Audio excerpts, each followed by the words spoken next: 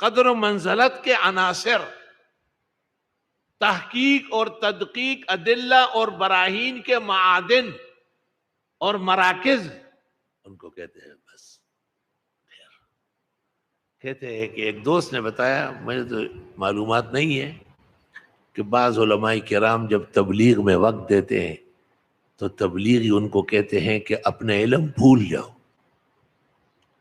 اس وقت آپ ہمارے پاس ایک گدھا و خچر آئے ہوئے، ایسے تو نہیں کہتے ہوں گے، لیکن الفاظ مطلب یہی ہے کہ عالم کو یہ کہنا کہ آپ علم کی باتیں یہاں نہ کریں۔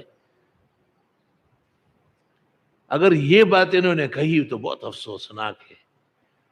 اور سوچ نہیں تھی کہ اس جماعت سے ایسا گن نکلے گا،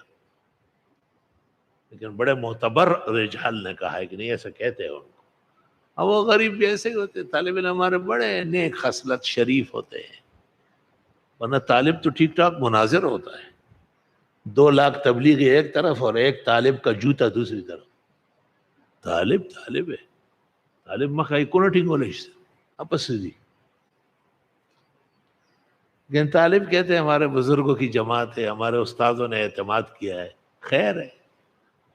تو ایسی بات ہے۔ اللہ طالب کو ہر جگہ اجر و ثواب عطا فرماتے ہیں،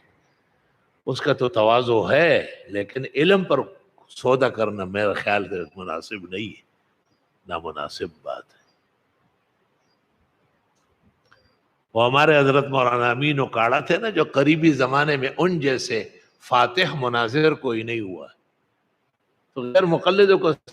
صحیح طریقے سے بلا دیتے تھے ان سے، تو وہ کہتے تم عالم ہو، تو وہ کہتے ہیں